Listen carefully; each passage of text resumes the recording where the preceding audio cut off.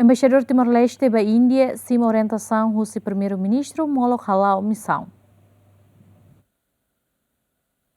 Embaixador Timor-Leste da Índia, Carlito Nunes Quartané, halou encontro com o primeiro-ministro Kairala Sanan Gusmão, onde agradece a confiança na sua orientação, Molo Halal missão diplomacia representa o Estado Timor-Leste e a nação Índia. E encontro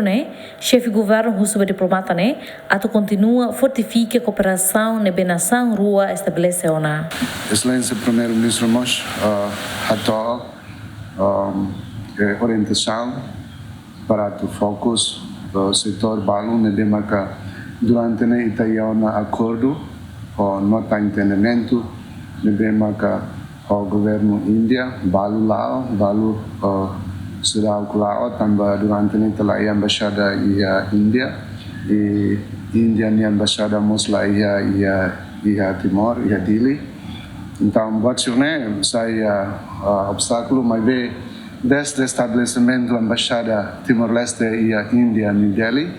nós Índia e a Embaixada estabelece em Delhi, se a fortificar conexão, relação entre a nação rua para implementar acordo ou nota entendimento sirane demarca durante o princípio mútuo interesse entre a nação rua. Primeiro-ministro foi orientação específica para o embaixador ato explora lutan oportunidade de halo acordo e a área ecoturismo. Acordo Lubo Vida ne bema halo antes. 2015 tomai e 2024 acordo vida marca o Ministério Saudi lhe conaba cuida Saudi no Saudi público nebe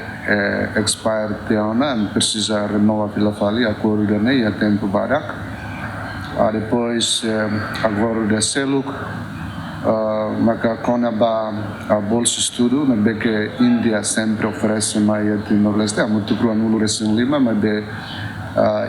ita além Timor-Leste la duna provita hodiak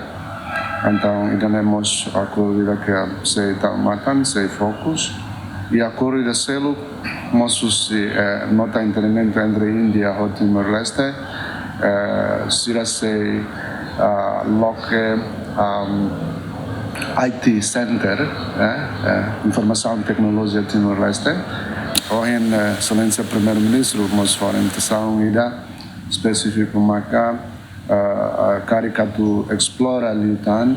oportunidade de alto halo acordo